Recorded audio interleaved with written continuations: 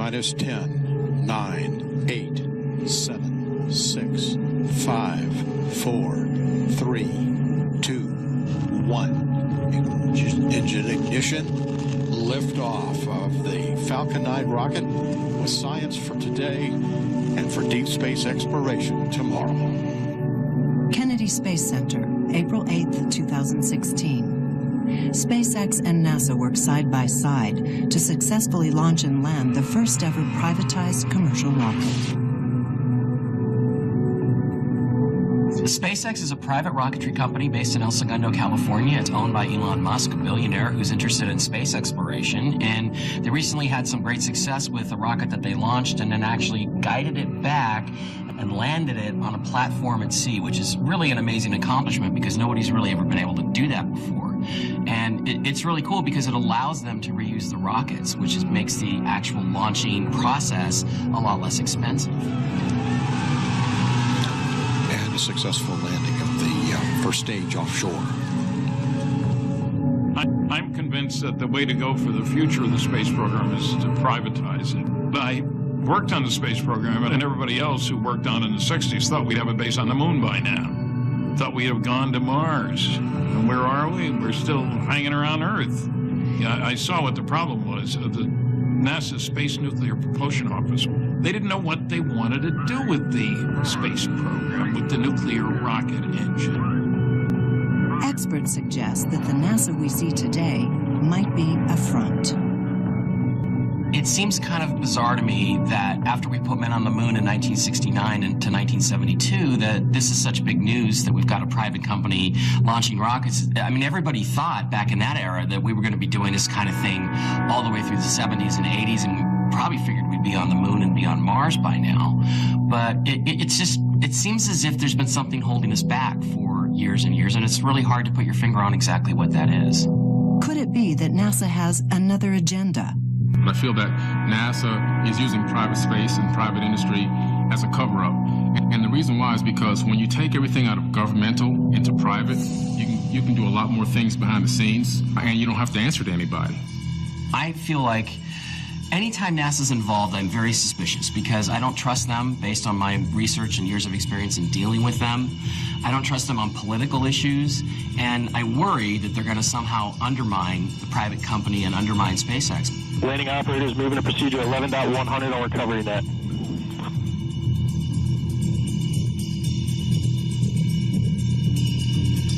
You think of it this way. The United States, a couple of years ago, made some public statement that, well, we're eliminating the manned component of our space program. Not only is it untrue, but it makes absolutely no sense. The United States, for it to be the dominant global hegemonic power, which it will never voluntarily cease to be, must control space as a platform of operations. This means having classified space programs at a military base is an absolute priority. Experts suggest that not only might NASA and the government have a secret space program, but they might be investigating Earth for ancient connections to otherworldly beings. There are a number of very compelling stories that I believe that have to do with NASA encounters with extraterrestrials. One of the more interesting ones to me is NASA's look at ancient advanced technology. There are massive rock paintings here in the United States at Sago Canyon and other places out in the Midwest of beings that look, what are these? Some of them do look very, very suggestive of non-humans. Recent evidence suggests that NASA has been investigating ancient ruins in Chaco Canyon, New Mexico. It does not make any sense that NASA would go to a place like Chaco Canyon and be doing research for astronomical reasons. I mean, NASA's all about space. That's their job. It's the Space Exploration Agency of the U.S. government. But some researchers point out that something mysterious is going on at Chaco Canyon. Chaco Canyon is one of the most important sites, archaeological sites in the Southwest, and it is a mysterious one. It's well built, but it's not a megalithic site. There are roads that radiate from Chaco Canyon and go in many different directions. And it would seem that Chaco Canyon was the central part of some kind of extensive system, trading system. One of the mysteries of Chaco Canyon is that the people just vanished and left that area and abandoned the ruins, but archaeologists were unable to find any kind of burials or any kind of graveyards. And this was a mystery to archaeologists. They couldn't really understand how there could be this important center that was Chaco Canyon. And it must have had many people living there, yet there's no sign of any kind of funeral kind of arrangements or that people died there. If Chaco Canyon isn't just a religious site, what could it have been used for? Some suggest the Chaco Canyon has an unusual energy that could be harnessed if in the right hands. If I remember correctly, it's that if you use dowsing rods, literally the dowsing rods go in all directions at once, showing you that you're at a center of a ley line vortex or a sacred site, the intersection of many magnetic energy fields. And those magnetic energy fields are the things that the extraterrestrials have been harnessing for a long time, because instead of using the kind of fossil fuel, they actually were harnessing the electromagnetic energy field of the planet Earth. When you really start looking at that whole area, it appears that there were vast civilization at one point that was pretty sophisticated. It's literally like the beam me up Scotty situation, where they were there one day as an entire tribe and people, and the next day they were gone. Could it be true that NASA was trying to figure out how to harness this energy? And if they have, would this ancient knowledge help them get further into space? To me, if they're investigating ancient ruins, they're doing so because they think there's some connection between those ancient ruins and space. And that's, to me, the key thing as to why they would be involved. There are other reasons just don't make any sense, and the fact that certain areas are cordoned off now in the Chaco Canyon ruins is to me a little bit suspicious. I think that they found some connection that they want to exploit, and that's the only reason government agencies or the National Aeronautics and Space Administration would be interested. That's the only reason they'd be interested in doing that kind of research. Research suggests that ancient sites around the world have been the key to secret government programs.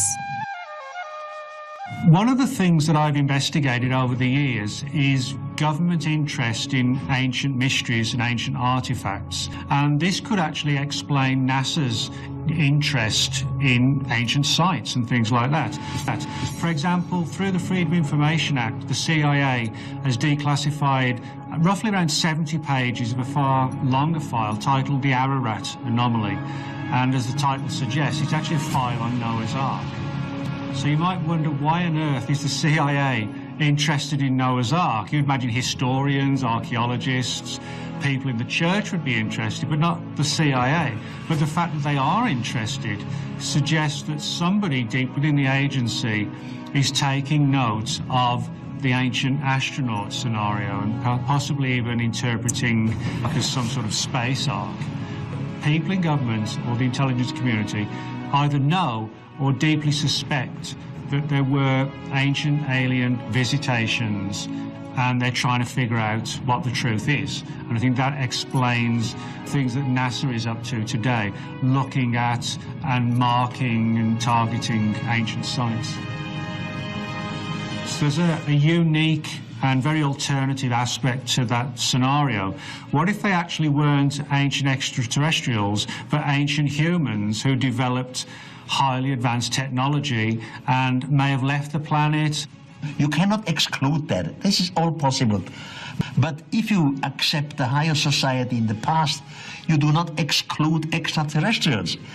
This higher society can at the same time have had contact with extraterrestrials. Is it possible that NASA and other government organizations are looking for ancient evidence of space travel and ET intervention? And if so, why? If you look at NASA, basically it's infiltrated by three powerful secret societies, the Freemasons, the Nazis, and what I call the magicians, who are basically followers of Aleister Crowley out at JPL. And there's this real pattern of them being interested in stuff and naming spacecraft even after ancient Egyptian gods. Like the Apollo 16 lunar module was named Orion. That is actually the Egyptian god Osiris. And they landed on the moon on Adolf Hitler's birthday at the exact time that Orion's belt was 33 degrees above the landing site. And all that stuff is not a coincidence. NASA definitely plans this, and it's all got to do with some sort of magical alignments that they think will make their missions be successful.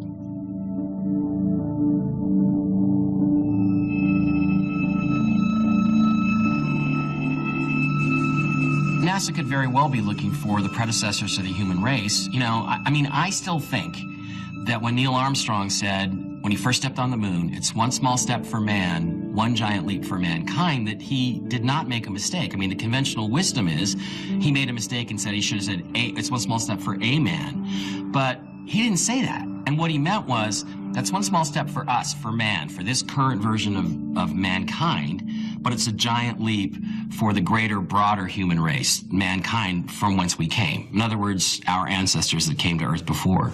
If this is true, where else in the world have researchers been able to dig up evidence of ancient space travel from a possible progenitor race? There is in Central America, in Mexico, a Maya city with the name of Palenque. And in Palenque is one pyramid which has the name Temple of Inscription.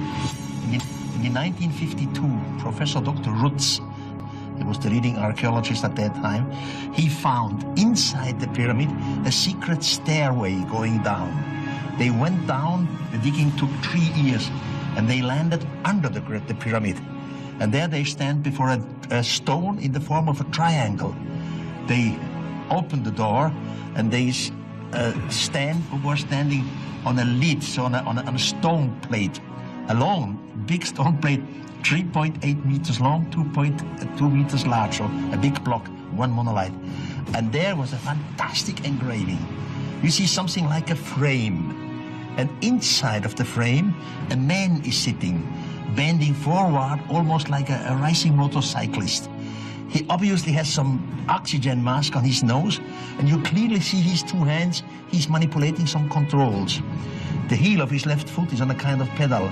He's sitting on a chair, and behind him, outside the frame, you see something like a linking flame, a fire. So that was absolutely fascinating. There is a human man in a technical machine. Now, of course, I know all the archaeological interpretations. Archaeologists say that this man represents Pakal, which is correct. Pakal was the second last ruler of the Maya city of Palenque. And in archaeology, they suggested it has nothing to do with space travel or with machinery. Pakal is simply sitting in the open mouth of a mythological monster, and he's falling into the earth. And out of his chest, you see the tree of life or something like this. That was the archaeological interpretation some 40 years ago. In the meantime, the two leading archaeologists, Stewart and Stewart, because it's the father and the son, in their newest book about Palenque, they say, yes, it is Pakal, the second last ruler of Palenque, but he's not falling into the mouth of a mythological monster. He's leaving the earth in a firing chariot. Everything which is on the stone plate has something to do with the universe and with the stars. These are the working sheets for the dynasty that were done by Linda and Peter Matthews and Floyd Lounsbury during the first Mesa Redonda. If this is evidence of ancient space travel, what other kind of earthly objects connect our human origins to the stars? There are these obelisks, these Egyptian-style obelisks that are all over the world. They seem to be of great value to people that have a lot of esoteric power and knowledge. And you see them all over the world. You could even argue that Stonehenge is, in a sense, an obelisk or a monolith that's very similar to like the monolith that we saw in the film 2001: A Space Odyssey. But to me, the most fascinating connection on that is there is an object on Phobos that was made famous because Buzz Aldrin came out in an interview on C-SPAN in 2009 and said, there's a monolith on Phobos. The shape and the design seems to be to attract energy from above. In other words, to attract all the powers out there in the stars. The ancient obelisk in the city of Heliopolis was the major spiritual center in all of ancient Egypt. Heliopolis, the city of the sun, and it was actually called the city Anu, named for the head of the Anunnaki gods. But Anu meant pillar to heaven. And we know that there were 48 huge obelisks at that point because these obelisks have been moved to major cities all over the world to harness that same energy. One of those obelisks is in the center of St. Peter's Square, which of course is not a square at all. It's a circle with the symbol of the Anunnaki, the cross with the X. The more we go through our discoveries of modern day archaeology, the GPS systems, the satellite systems, we're discovering hundreds all over the planet. As you travel around the world in the same 33rd degree parallel, you'll find other monolithic type structures that appear to have been used not just for, what's there now, temples, but actually when you lift up the temples and look underneath them, you find megalithic structures like Baalbek, the stones of Baalbek that have been raised up several hundred feet and put into place. According to ancient texts, it appears that those were actually landing places for spaceships. They used to take off, and if you're in a spaceship, you need something to push off on, and it appears to be that those stones could have been something for that. Now this is at least 1,200 tons, and recent excavations show that there are possibly larger ones underneath it. There are monoliths here on Earth, there are monoliths in film and television, and then there are monoliths on Mars. So to me, that's pretty amazing stuff, and there's just this connection coming where everything's starting to pull itself together. If these structures are evidence of an ancient human or ET connection to the stars, is it possible that some of the ruins are actually remnants of an advanced space program here on Earth? This is a never-ending story. South America, there is one geographical place which is called Pumapunku. And up there in Pumapunku, you find gigantic stone platforms, some of them weighing 800 tons on one block. And the locals said it was the gods who made it. Which gods were the gods who descended from the sky? And they made it in one single night. Later, the so-called gods disappeared. They took their equipment with them, of course. And now the natives come. And the natives, they look at this gigantic stone block, they touch it with their finger, and they say, it's the gods who made this. So the place became holy, a holy place. And now the natives start to construct a temple with their possibilities with stone, one stone next to the other. And it's good that they left this stuff in situ, because it lets us hopefully see what it looked like at Pumapunku when this dramatic event happened.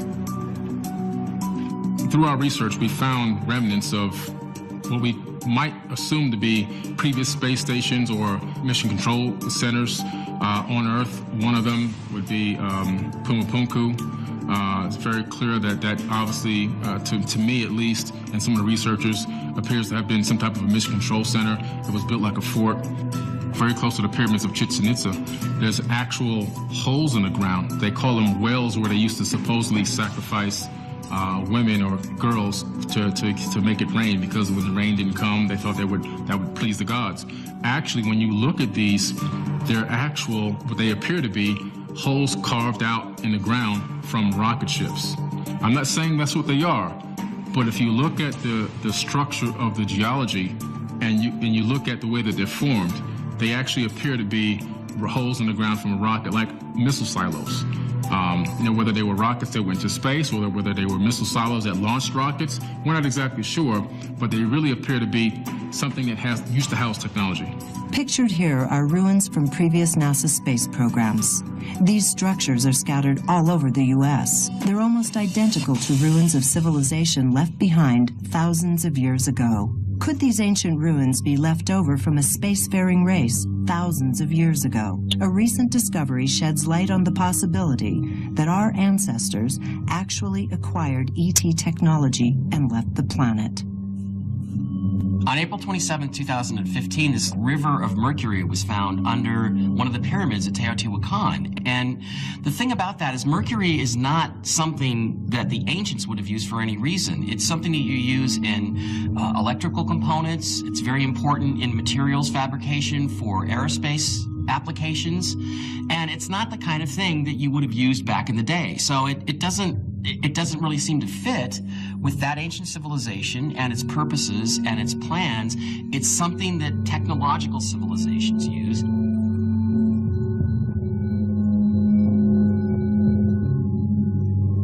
My opinion of Teotihuacan is a very interesting one because the mercury that they found is an amazing discovery, first of all. Because if you take mercury, it has a lot of very amazing properties. It's a ferrofluid, which means it's like a liquid metal. If you put it into a vortex and electrolyze it, you actually get anti-gravitational properties out of it. And Teotihuacan is really a mystery to archaeologists. They don't know who built Teotihuacan or for what reason. They date it at around 200 BC or so as beginning. In my mind, were ancient sites that used energy centers. And it's possible that both these sites were some kind of ancient spaceport of some sort.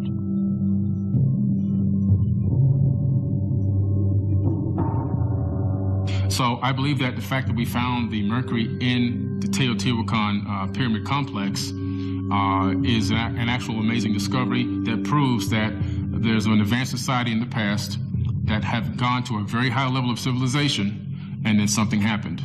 What happened, we don't know, but it is believed that there have been advanced societies that have actually built up over time and gone through what we call the Kali Yuga. They've started at a very low level and built themselves to the golden age, and then a cataclysm happens and we have to start over again.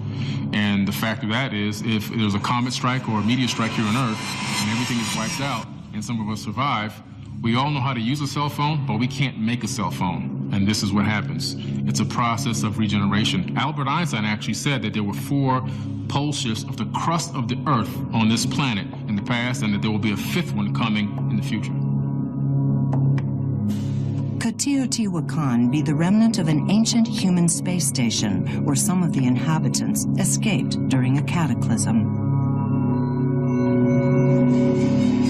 Based off of research that I've done in the past, I found that ancient kings and queens had access to advanced technology, flying machines.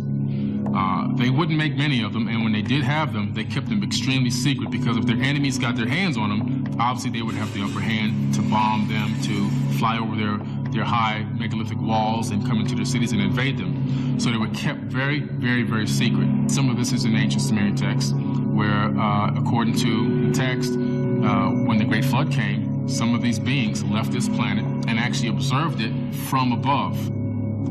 Is this evidence of an ancient secret space program? When you're looking at things like the ancient Vimana, yes, I think that it would be very likely, I don't know this for sure, but it would be very likely that somewhere within the bowels of the global intelligence elite community, there's someone who's thinking, I want to study these Vimana and find out if there's any clues or any of these other ancient texts. Could ancient humans have escaped major cataclysms by leaving the planet? And if so, is it possible only a selected few were picked to extend the human race? I really believe in the yugas. You actually go through a cycle over 27,000 years where mankind goes through the Bronze Age and kind of gradually moves back up to the Golden Age again. And it's a process of basically, going back and starting over. These things happen from cataclysms, and everything is cyclical. When a cataclysm happens, no matter how far technologically advanced you are, you will get knocked back down. I think this is why you see the big rush now to go to Mars by private space. You see Elon Musk and SpaceX talking about taking 80,000 people to Mars on a one-way trip. They're not coming back. The space race inspired a generation of scientists and innovators. It's contributed to immeasurable technological advances that have improved our health and well-being, from satellite navigation to water purification, from aerospace manufacturing to medical imaging. If these ancient ruins leave evidence of advanced civilizations with the technology to go to the stars, could NASA and the government have acquired the knowledge to join them? Somehow it is a desire in us. We always have the wish, the dream to go out there to the stars. It's like we have this wish in our genes. We came from there, we want to go there. On June 8, 2016, Elon Musk had a closed-door meeting with Secretary of Defense Ash Carter at the Pentagon. Carter states he's been focused on promoting links to his department and technology companies. But some suggest this meeting is more evidence that Elon Musk is being invited into a secret space program designed by NASA and the government from the knowledge they've gathered and implemented on other planets. What happens, what makes a billionaire want to leave this planet? Okay? You have to ask yourself that question. These people are not going to go to another planet and live inside of a spacesuit in a tin can until they die. There's going to be things there that are going to be available to them, an infrastructure to take care of them, to make sure that they're, you know, that they can have a normal life. And I honestly believe that. So I think that there's breakaway civilizations on the moon, on Mars, and other moons of Saturn and also of Jupiter. Could places like Chaco Canyon, Pumapunka, and Teotihuacan be ancient roadmaps to the stars? Could the government and NASA be using data from these ancient ruins to create their own spacefaring race? If so, why is it kept a secret? Are we headed for a cataclysm? Will history repeat itself and collect only the elite to forward the human race? Up next, if researchers have found evidence of an ancient space program, and possibly even spacefaring people, could this prove that a progenitor race exists within our own universe? And if so, are they watching us?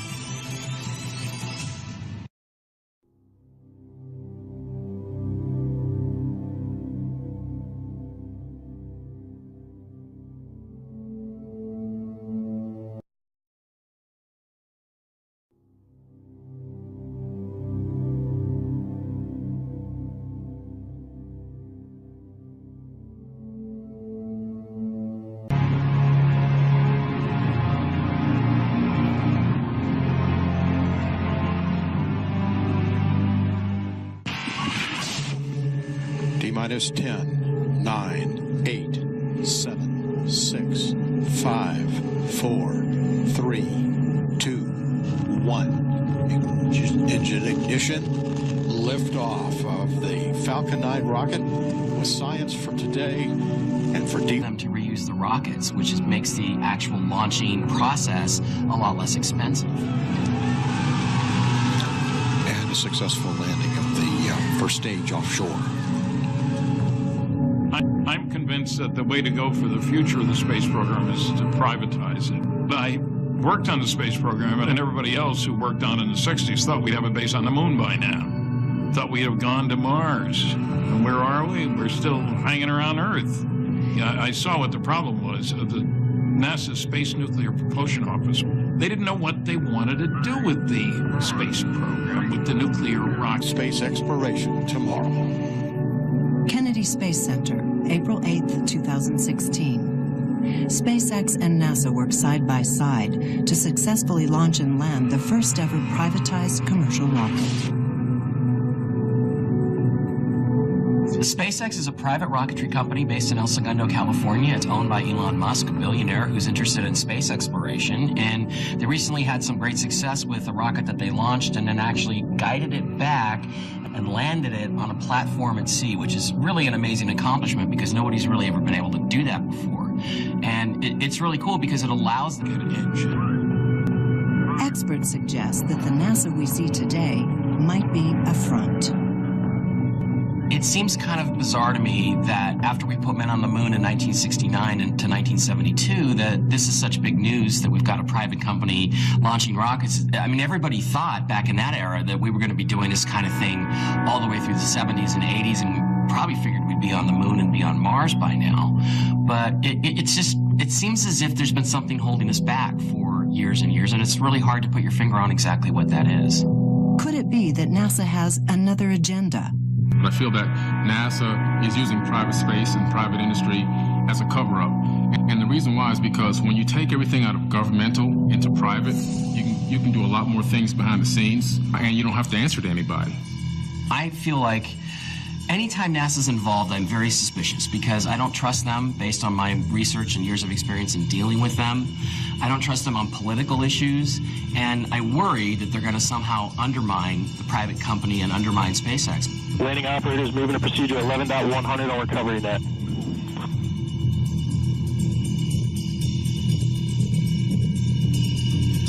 You think of it this way.